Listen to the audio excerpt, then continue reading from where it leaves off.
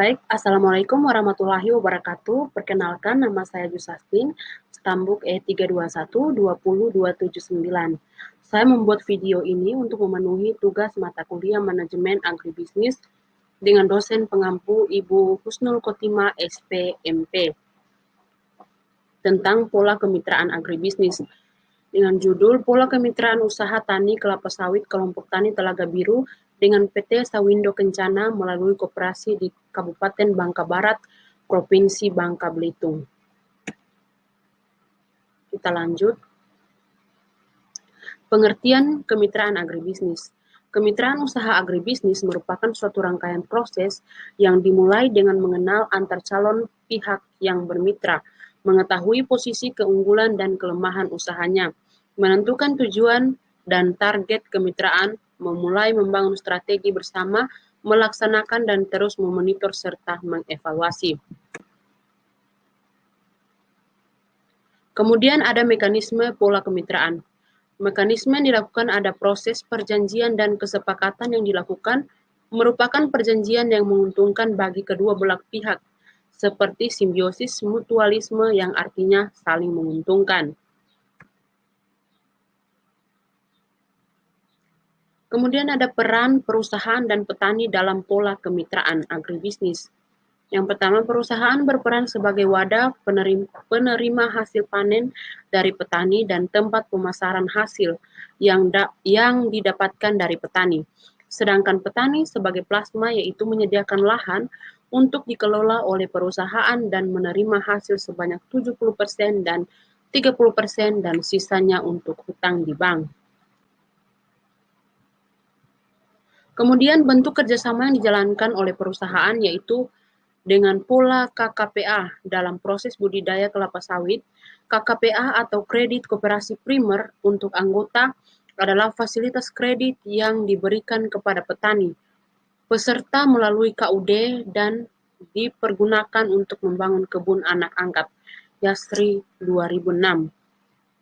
Kemudian pengadaan kebun plasma KKPA, proyek berasal dari penyerahan tanah oleh pemilik atau penguasa kepada negara melalui pemerintah daerah yang selanjutnya diperuntukkan sebagai kelompok tani kepada kelompok tani peserta plasma untuk dijadikan areal perkebunan plasma.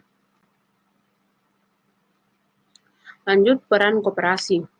Peran koperasi dalam penyaluran KKPA yakni hanya sebagai koperasi primer, bukan sekunder. Kemudian peran lain dari koperasi juga sebagai penyalur kemitraan, berperan sebagai pengawas dan menentukan harga sawit.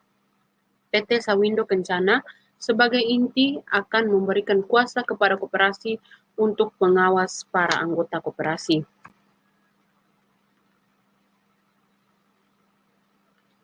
Kemudian ada hak dan kewajiban dalam kemitraan agribisnis. Yang pertama, hak yang diperoleh petani yaitu mendapatkan bibit, pupuk, alat panen, material, pestisida, dan pemasaran hasil panen. Sedangkan hak perusahaan adalah untuk mendapatkan hasil panen yang berasal dari petani.